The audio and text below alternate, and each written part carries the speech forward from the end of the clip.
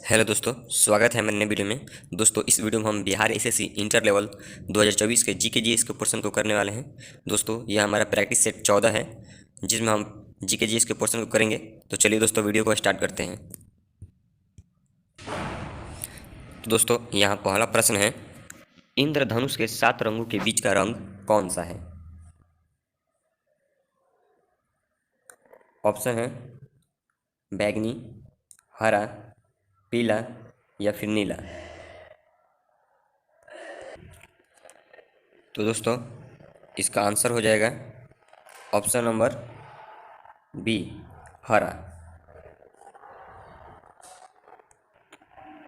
दोस्तों, इंद्रधनुष में 7 रंग होते हैं और उन 7 रंगों को संक्षिप्त रूप में विबग्योर के नाम से याद रखा जाता है।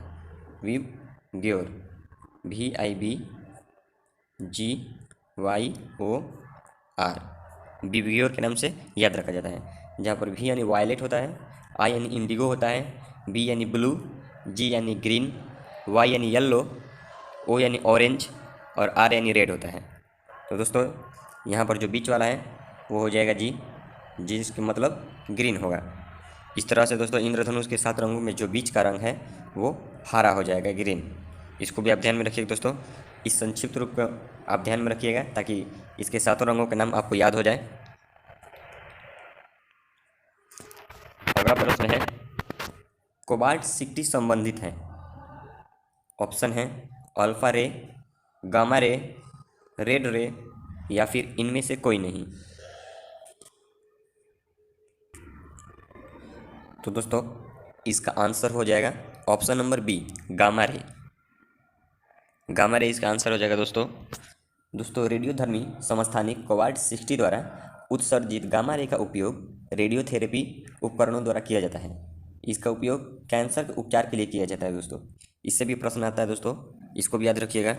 जो कोबाल्ट 60 है, इसका प्रयोग कैंसर के उपचार में किया जाता है। कैंसर, है ना, कैंसर रोग के दोस्तों उपचार में कोबाल्ट 60 का प्रयोग किया जाता है।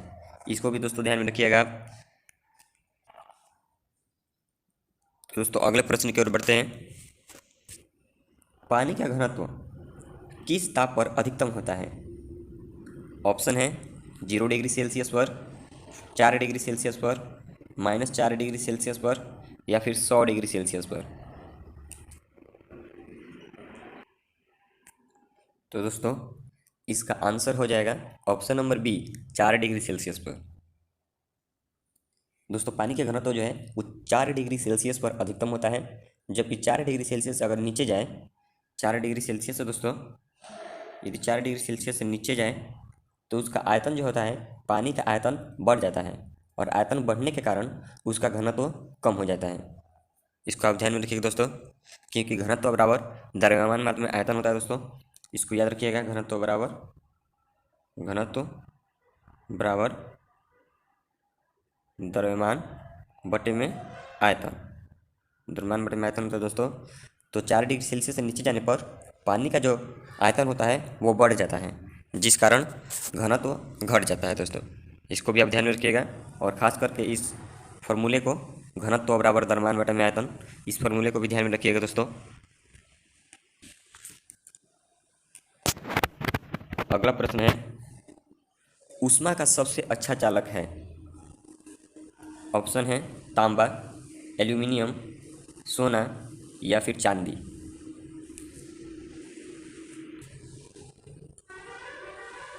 तो दोस्तों, इसका आंसर हो जाएगा ऑप्शन नंबर डी, चांदी। दोस्तों, ऊष्मा का सबसे अच्छा चालक चांदी है, क्योंकि इसमें इलेक्ट्रॉनों की संख्या अधिक होती है दोस्तों। इलेक्ट्रॉनों की संख्या अधिक होने के कारण इसके मुक्त इलेक्ट्रॉन की संख्या अधिक है, जिस कारण चांदी जो है ऊष्मा का सबसे अच्छा चालक होता है। और साथ ही दोस्तों, तांबा, एल्यूमिनियम और सोना भी ऊष्मा के चालक हैं, लेकिन ऊष्मा का सबसे अच्छा चालक चांदी को माना जाता है, क्योंकि चांदी में मुक्त इलेक्ट्रॉन की जो संख्या होती है वो अधिक होती है। मुक्त इलेक्ट्रॉन की संख्या जो होती है दोस्तों अधिक होती है, जिस कारण ये ऊष्मा का सबसे अच्छा चालक माना जाता है। एक प्रश्न और आता है दोस्तों इससे, कि यदि चांदी जो है ऊष्मा का सबसे अच्छा चालक है तो इसका प्रयोग हर जगह बिजली के विभाग में क्यों नहीं किया जाता है? दोस्तों इस प्रश्न का आंसर आप कमेंट में जरूर बताइएगा। यदि चांदी ऊष्मा का सबसे अच्छा चालक है तो बिजली विभागों में बिजली के कामों में चांदी का प्रयोग क्यों नहीं किया जाता है? क्यों तांबे या एल्युमिनियम के तारों का प्रयोग किया जाता है? इस प्रश्न को दोस्तों आप कमेंट में करके जरूर बताइएगा कि आखिर चांदी का प्रयोग क्यों नहीं किया जाता, तांबे और एल्युमिनियम का प्रयोग ही क्यों किया जाता है। अगला प्रश्न है दोस्तों, दांतों में क्या होता है? ऑप्शन है प्रोटीन, कैल्शियम, कार्बोहाइड्रेट या फिर खनिज।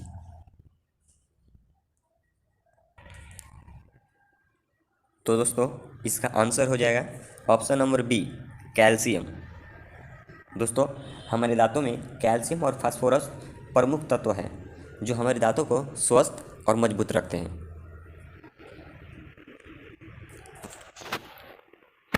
अगला प्रश्न है, किस विटामिन का संबंध रक्त थक्का से है?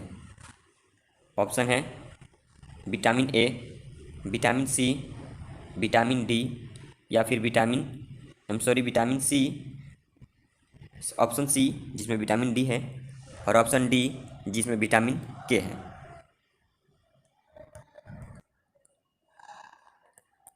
तो दोस्तों इसमें आंसर हो जाएगा ऑप्शन नंबर डी यानी विटामिन के।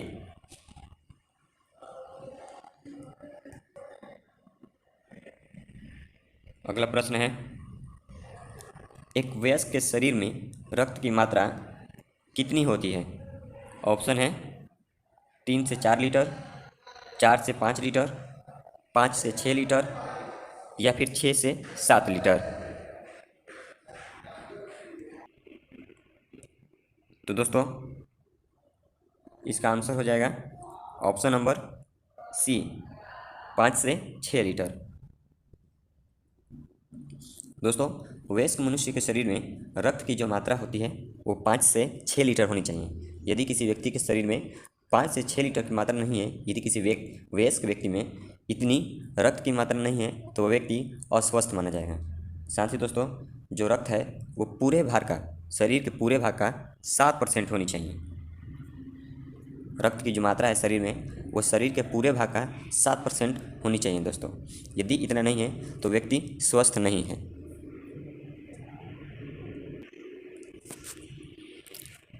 अगला प्रश्न है, सूर्य की ऊर्जा का स्रोत क्या है? ऑप्शन है संलयन, विखंडन, परावर्तन या फिर प्लवन।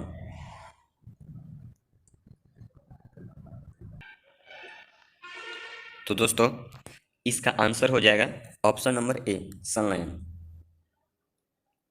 दोस्तों बात करें संलयन की तो जब दो हल्के नाभिक परस्पर संयुक्त होकर यानी कि परस्पर मिलकर जब एक भारी तत्व के नाभिक की रचना करते हैं तो इस प्रक्रिया को नाभिकीय संलयन कहते हैं दोस्तों। और इस प्रक्रिया में अत्यधिक मात्रा में ऊर्जा उत्पन्न होती है। इसको ध्यान में रखिएगा दोस्तों।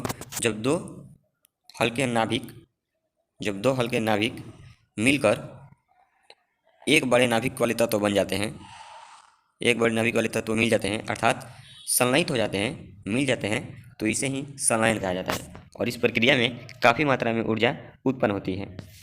इसको भी आप दोस्तों ध्यान में रखिएगा। अगला प्रश्न है, ईसीजी संबंधित है? ऑप्शन है मस्तिष्क से, किडनी से, हृदय से या फिर इनमें से कोई नहीं।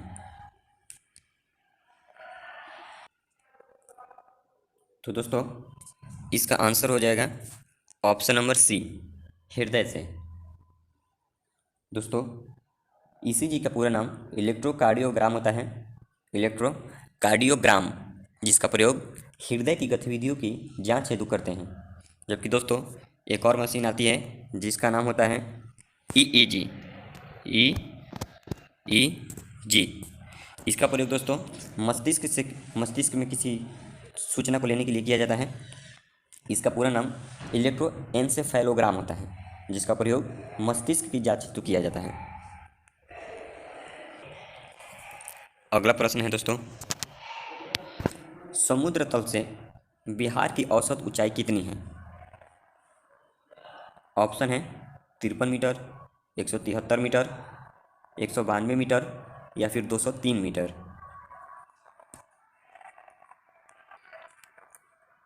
तो दोस्तों इसका आंसर हो जाएगा ऑप्शन नंबर ए 53 मीटर। अगला प्रश्न है, क्षेत्रफल की दृष्टि से बिहार देश का सबसे बड़ा राज्य है। ऑप्शन है 9वां, 10वां, 11वां या फिर 12वां।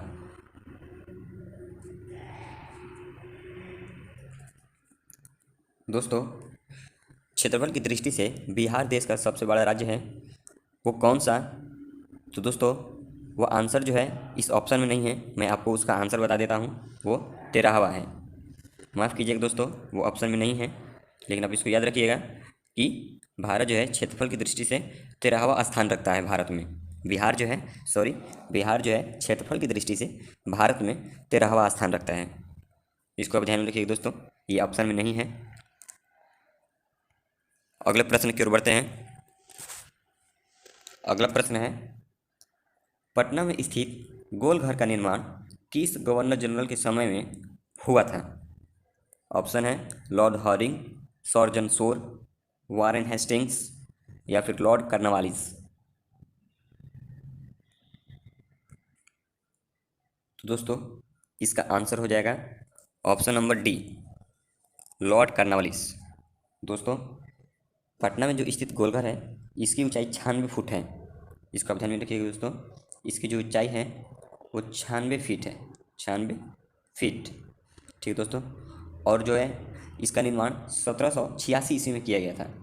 1786 ईस्वी में पटना के गोलघर का निर्माण किया गया था। इसको दोस्तों पटना के गोलघर का जो निर्माण है वे इस प्रश्न में ये भी आता है कि आखिर इसका निर्माण क्यों किया गया था। तो दोस्तों पटना का जो गोलघर है उसका निर्माण अनाजों के भंडारण के उद्देश्य से किया गया था। इसको आप ध्यान में रखिएगा दोस्तों, जो गोलघर है पटना का उसका निर्माण अनाजों के भंडारण के उद्देश्य से किया गया था कि जो भी सरकारी अनाज होंगे उनको वहाँ पर संरक्षित करके रखा जाएगा ताकि आपातकाल में वो काम आ सके। तो दोस्तों उसका जो निर्माण है वो 1786 ईस्वी में कैप्टन जॉन गाटिन द्वारा किया गया था।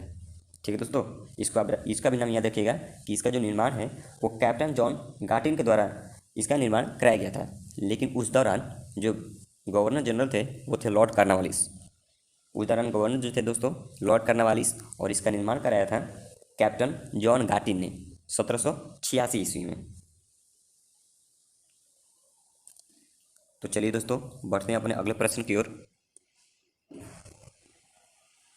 अगला प्रश्न है, उड़ीसा राज्य बिहार से कब पृथक किया गया और नया प्रांत बनाया गया था?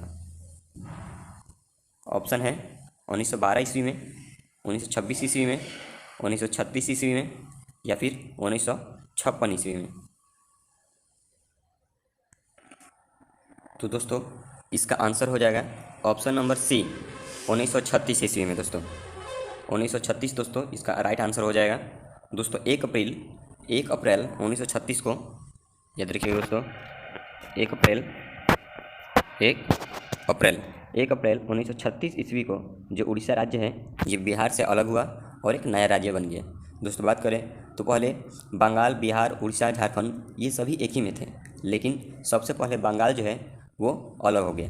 22 मार्च 1912 को बंगाल जो है 1912 को बंगाल जो है बिहार से अलग हो गया। और 22 मार्च को ही दोस्तों हम बिहार दिवस मनाते हैं। लेकिन फिर आगे चलकर 1 अप्रैल 1936 में उड़ीसा भी बिहार से अलग हो गया। और फिर आगे बढ़ेंगे दोस्तों तो 15 नवंबर 2000 ईस्वी को 15 नवंबर 2000 ईस्वी को झारखंड भी 15 नवंबर 2000 ईस्वी को दोस्तों झारखंड भी बिहार से अलग हो गया। तो इस तरह से दोस्तों 3 राज्य जो है बिहार से अलग होकर बन गए। पहला बंगाल 1912 में, दूसरा बन गया आपका 1936 में उड़ीसा, और तीसरा बना झारखंड, सबसे अंतिम में बना अलग होकर झारखंड 15 नवंबर 2000 ईस्वी को। इसको भी दोस्तों आप ध्यान में रखिएगा। तो चलिए दोस्तों बढ़ते हैं अपने अगले प्रश्न की ओर। दोस्तों यहाँ प्रश्न है, बिहार में कितने ब्लॉक अर्थात प्रखंड हैं? ऑप्शन है 400, 150, 534 या फिर 200। तो दोस्तों इसका आंसर हो जाएगा ऑप्शन नंबर सी 534। बढ़ते हैं दोस्तों अगले प्रश्न की ओर। बिहार में 1857 के स्वतंत्रता के क्रांति के नेतृत्वकर्ता कौन थे? ऑप्शन है वीर कुंवर सिंह, जयप्रकाश नारायण, सहजानंद सरस्वती या फिर इनमें से कोई नहीं। तो दोस्तों इसका राइट आंसर हो जाएगा ऑप्शन नंबर ए, वीर कुंवर सिंह। दोस्तों वीर कुंवर सिंह ने बिहार के भोजपुर जिले से जगदीशपुर गांव से इन्होंने इसका नेतृत्व किया था। 1857 की क्रांति का नेतृत्व किया था जगदीशपुर से, जो कि बिहार के भोजपुर जिले में स्थित है। दोस्तों 1857 की जो क्रांति है वो 10 मई को प्रारंभ माना जाता है।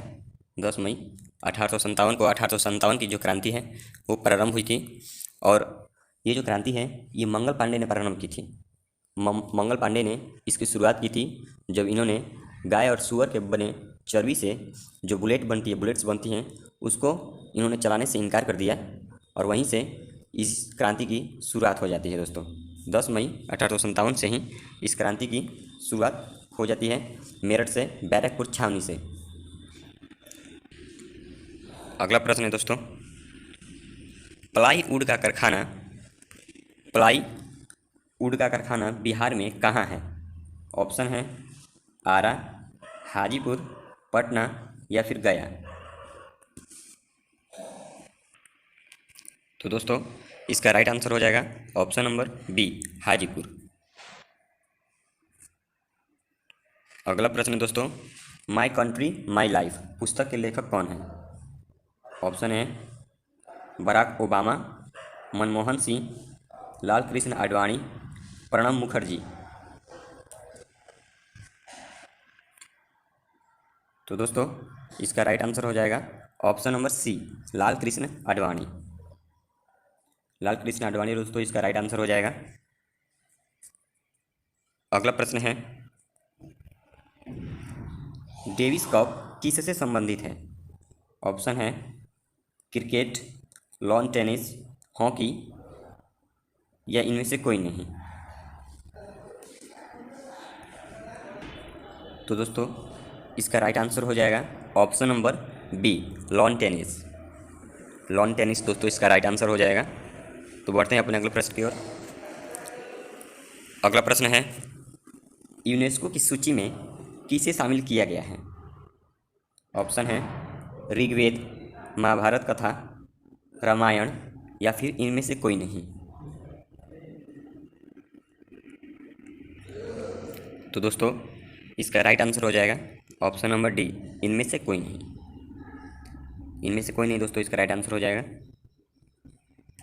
अगला प्रश्न है, नोबेल का शांति पुरस्कार कहाँ से मिलता है? ऑप्शन है नीदरलैंड, स्वीडन, नॉर्वे या फिर जापान।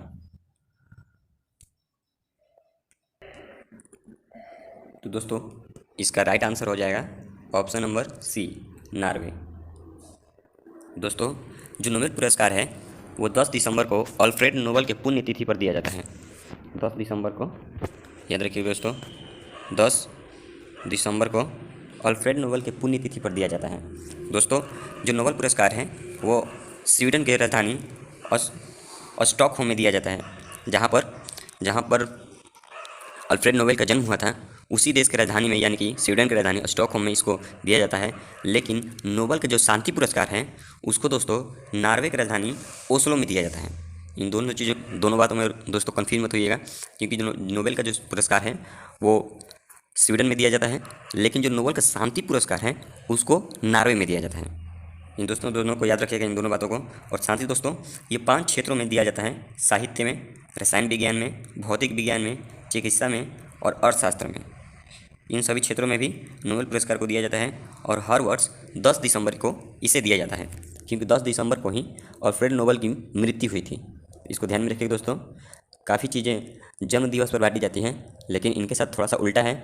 ये इनकी पुण्यतिथि पर, यानी कि मृत्यु जब इनकी हुई थी, जिस तारीख को इनकी मृत्यु हुई थी उस तारीख को ही अल्फ्रेड नोबेल की मृत्यु के तिथि को ही नोबेल पुरस्कार प्रदान किया जाता है। इसको ध्यान में रखिएगा दोस्तों। अगला प्रश्न है, एशिया का सबसे पुराना स्टॉक एक्सचेंज कौन है? ऑप्शन है टोक्यो, मुंबई, थोड़ा सा माफ़ कीजिएगा दोस्तों, हाँ, एशिया का सबसे पुराना स्टॉक एक्सचेंज कौन सा है? ऑप्शन है टोक्यो, मुंबई, बीजिंग या फिर मास्को। तो दोस्तों इसका राइट आंसर हो जाएगा ऑप्शन नंबर बी, मुंबई। अगला प्रश्न है दोस्तों, मंडल कमीशन बनाने वाली सरकार का नाम क्या है? ऑप्शन है इंदिरा गांधी, मोरारजी देसाई, वीपी सिंह या फिर राजीव गांधी। तो दोस्तों इसका राइट आंसर हो जाएगा option number B, Morarji Desai.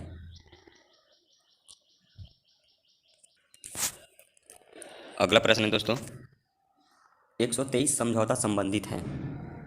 Option है परमाणु समझौता से, प्रेस वार्ता से, कश्मीर समस्या से या फिर चुनाव विवाद से।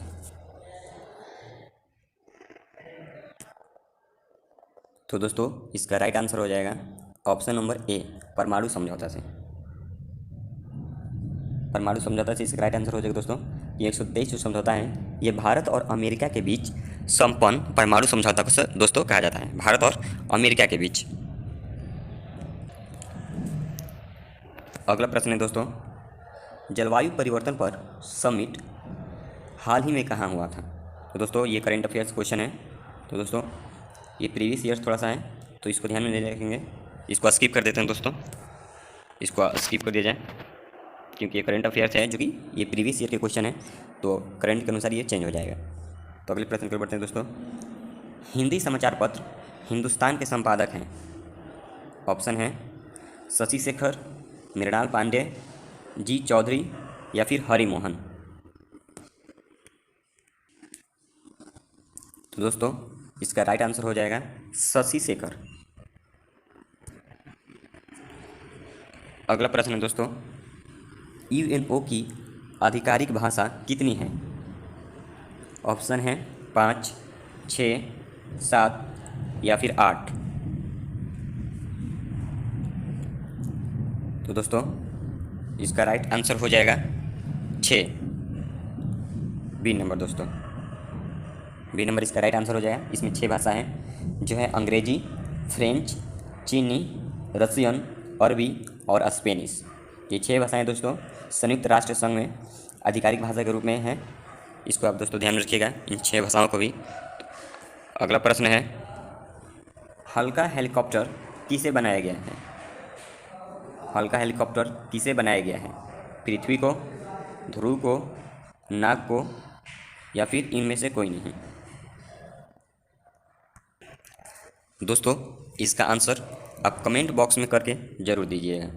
कमेंट बॉक्स में दोस्तों इसका आंसर जरूर कीजिएगा आप। तो चलिए दोस्तों हमारा वीडियो यहीं पर समाप्त होता है। दोस्तों वीडियो अच्छा लगा हो तो इसे लाइक करें और साथ ही इस चैनल पर नए हैं तो इस चैनल को सब्सक्राइब जरूर कर लें। धन्यवाद।